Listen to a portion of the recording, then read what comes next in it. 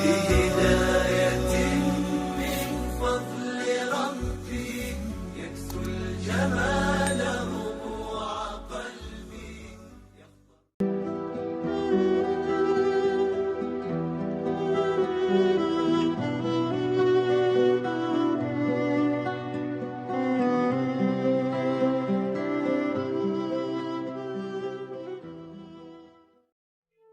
Asyaitanu ya'idukumul faqra.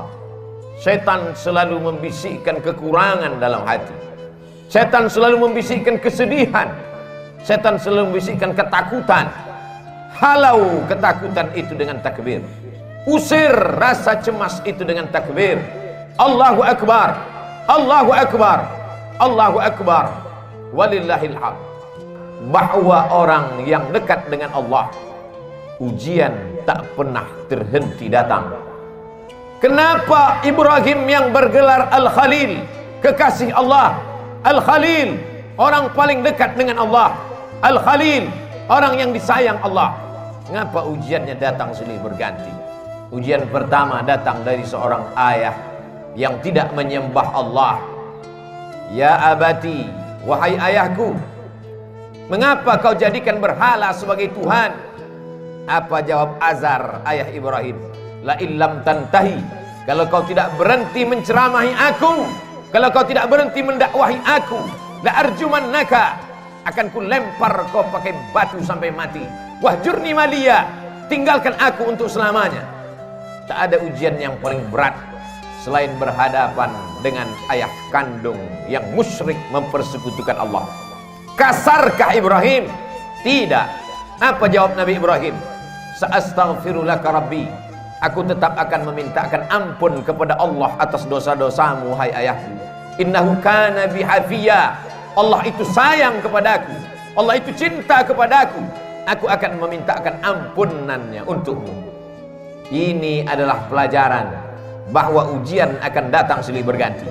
Ada sebagian orang yang beranggapan kalau dia sudah taubat, kalau dia sudah hijrah, maka hidupnya akan tenang, senang, kenyang, lenang, tak lagi ada ujian.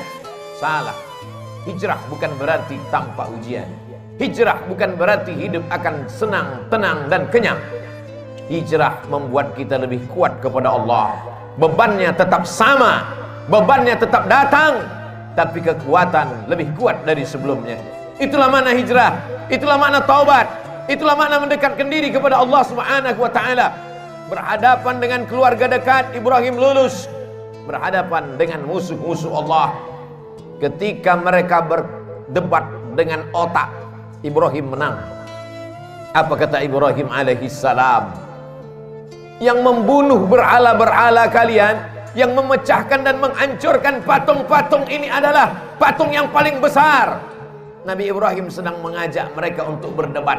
Gunakan akal kalian. Selama ini kalian menyembah patung, selama ini kalian menyembah berhala. Hari ini berhala-berhala itu hancur. Kalau kalian mau tahu siapa yang menghancurkannya, fas'aluhu in kanu yantiqun. Tanya berhala yang besar ini, tanya berhala yang besar.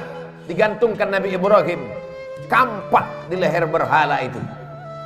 Biasanya orang kalau sudah kalah berdebat, kalah otak, dia akan main otot, dia akan main kekuasaan, dia akan main jabatan.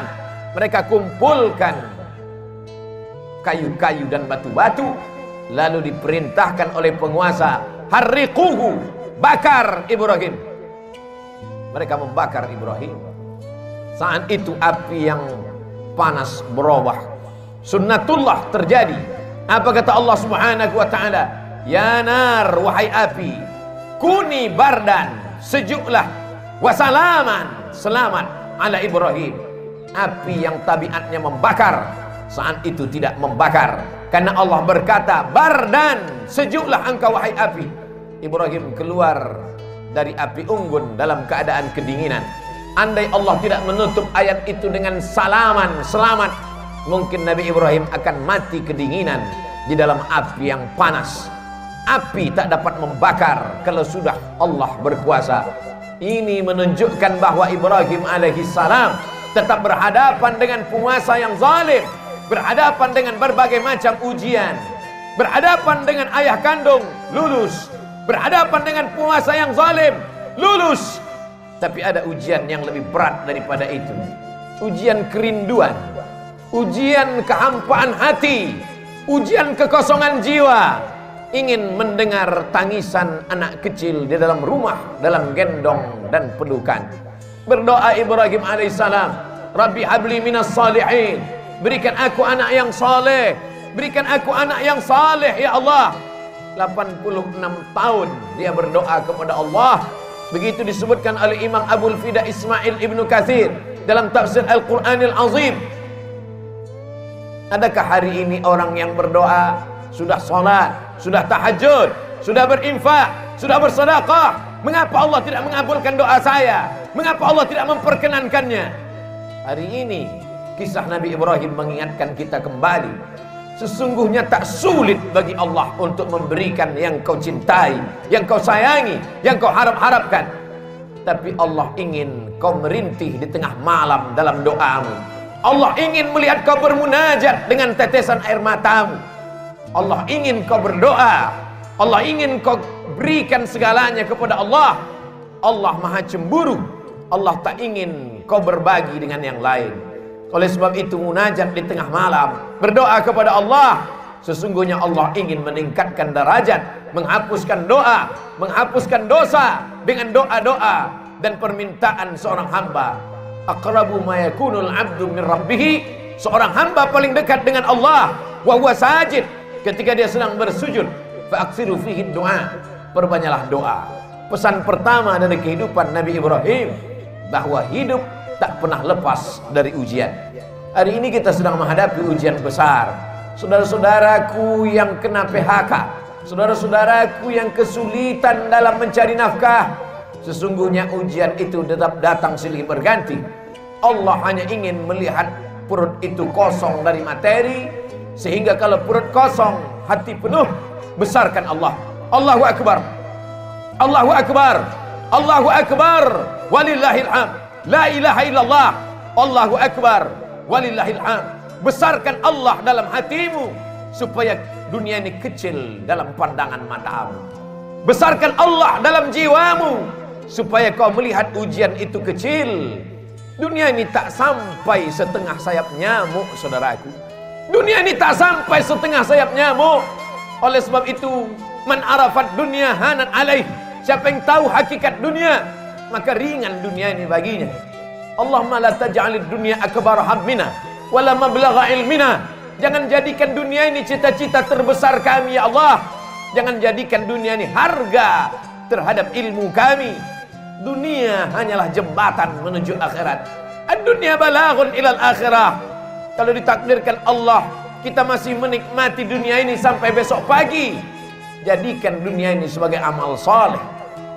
Tapi kalau dunia ini hanya berakhir sampai nanti malam, berarti husnuzan. Allah ingin membuat kita berhenti daripada dosa. Itulah mengapa Nabi Ibrahim disebut 4 kali sehari semalam dalam satu salat 2 rakaat. Bagaimana dengan 4 rakaat? Bagaimana dengan yang lain?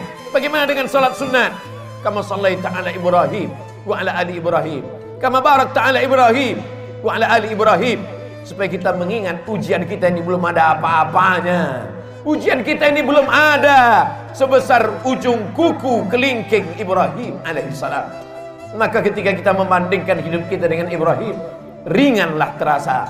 Keluarlah dari mulut alhamdulillah, keluarlah dari mulut subhanallah. Yang keluar bukan caci maki dan sumpah serapah. Pelajaran pertama, bandingkan diri kita dengan ujian Nabi Ibrahim alaihissalam.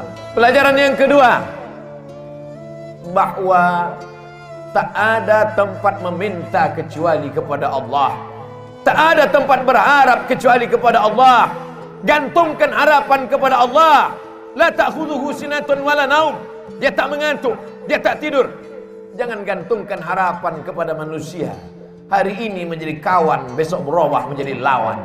Jangan gantungkan harapan kepada benda. Benda akan binasa. Jangan gantungkan harapan kepada kuasa. Kuasa akan sirna. Gantungkanlah kepada Dia. Siapa Dia?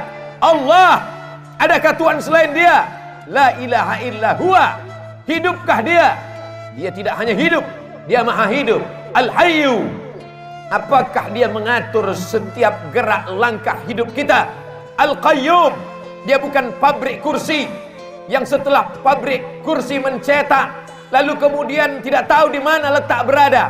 Dia bukan pabrik karpet, setelah karpet dicetak, dijual, tak tahu di mana berada.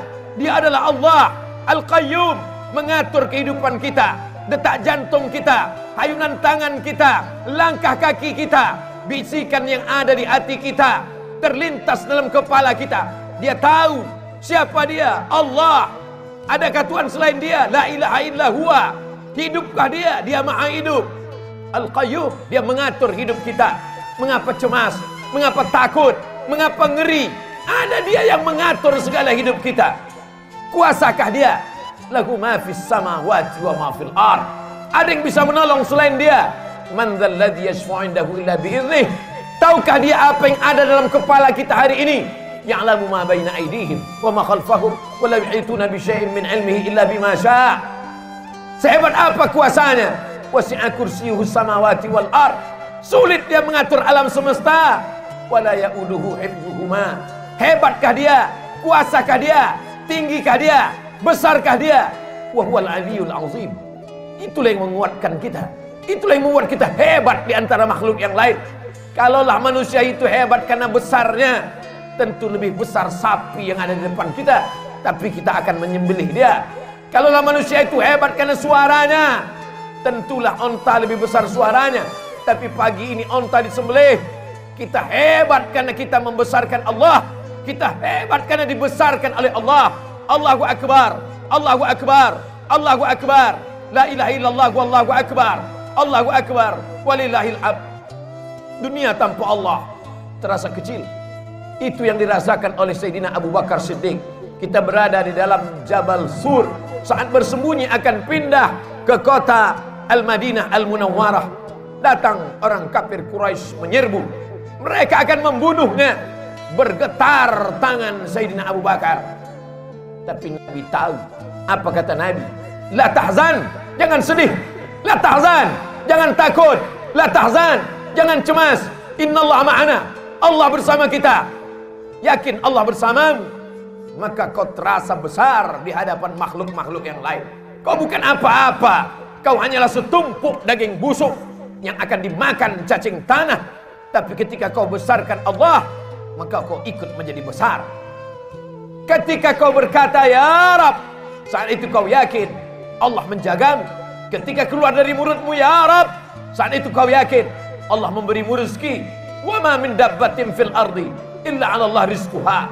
Tak ada satupun yang melata di atas muka bumi ini kecuali Allah menjamin rezekinya. Mengapa orang korupsi? Karena takut anak tidak makan. Mengapa orang menjadi nepotisme? Mengapa orang menghalalkan segala cara? Karena takut tidak makan. Orang yang hanya memikirkan perut, maka hakikat dirinya tak jauh lebih kecil daripada yang keluar dari perut. Orang yang hanya memikirkan lambung, maka dia tak lebih besar daripada yang keluar dari lambung.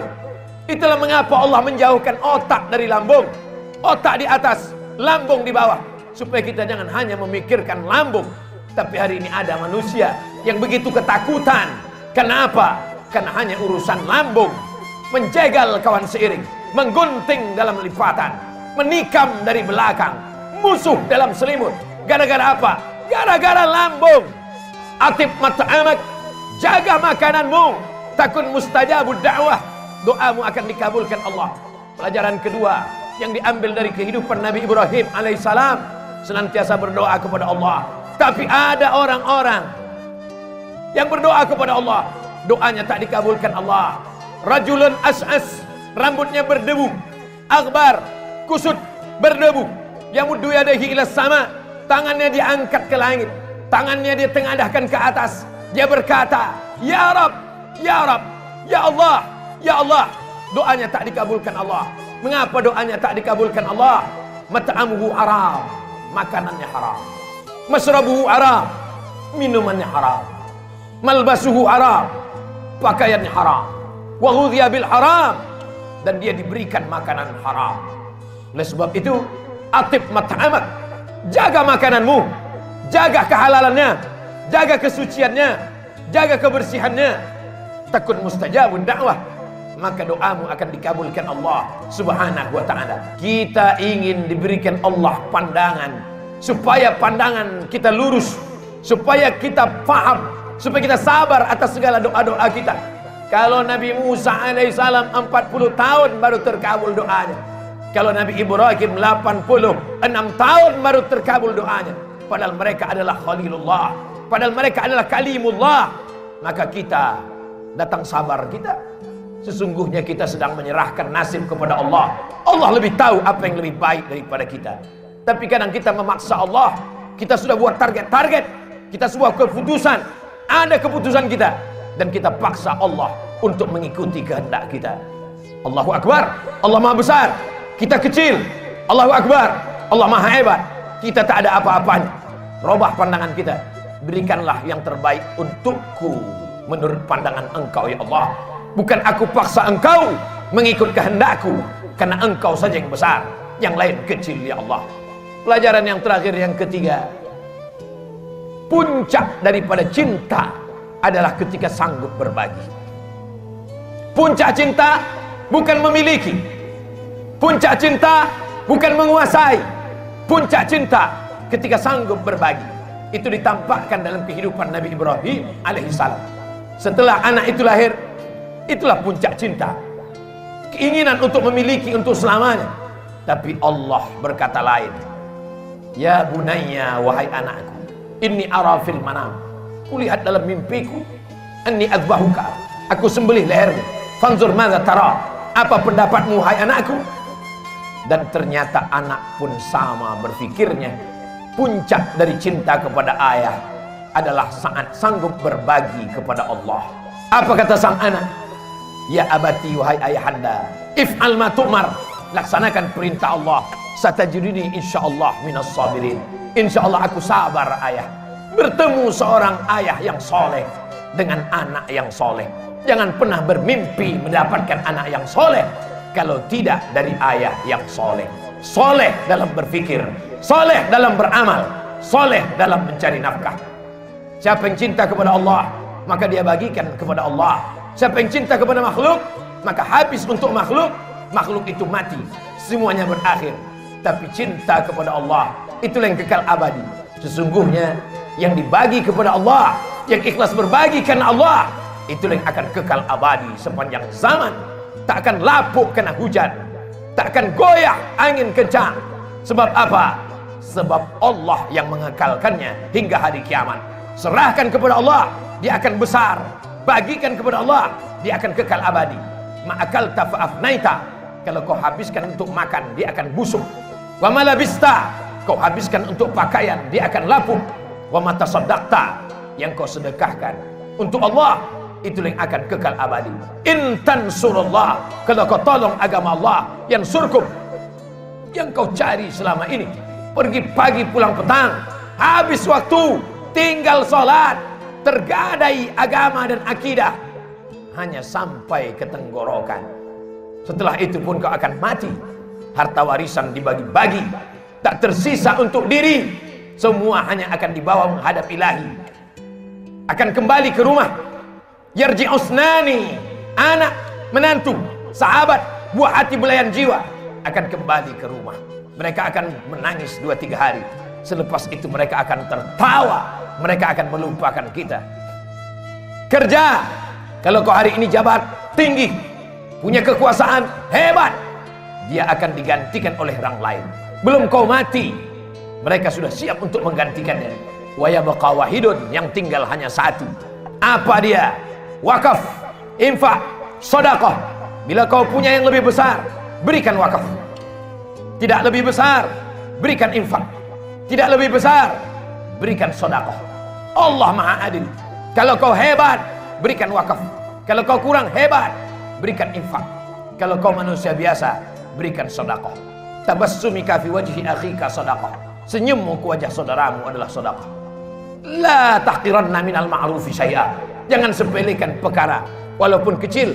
Antul qiya akhaka biwajhin talqin, hanya sekedar menghadapi orang dengan wajah yang cerah. Itulah yang akan dikenang orang sepanjang zaman. dari abad berabad, dari zaman berzaman, tak akan dilupakan orang. Masih ingat orang dengan senyummu saat kau mati dimakan cacing tanah, masih didoakannya, saat dia lewat di makammu, masih sempat mulutnya berkata, assalamualaikum ya ahlal diyar minal mu'minin wa inna insyaallah bikum lahiqun, yarhamullahul mustaqimin wal mustakhirin, nas'alullah lana wa lakumul afiyah. Tapi kalau kau sombong, kalau kau angkuh, itu juga akan dikenang orang, itu juga akan diingat oleh orang sepanjang zaman. Itulah orang yang sombong, itulah orang yang angkuh, itulah orang yang paling merasa tinggi hati. Oleh sebab itu, bukti kau rendah hati kepada Allah, berinfak, berwakaf dan bersedekah. Bukti kau rendah hati, tawadhu kepada manusia, berhadapanlah dengan orang dengan tatapan yang baik, dengan cakap yang baik, dengan perbuatan yang baik. Qaulun ma'rufun, perbuatan yang baik, wa maghfiratun, pemberian maaf, khairun, lebih baik, min sadaqatin, daripada pemberian perbuatan baik, yatsba'uha adha, tapi diiringi oleh perbuatan yang jelek.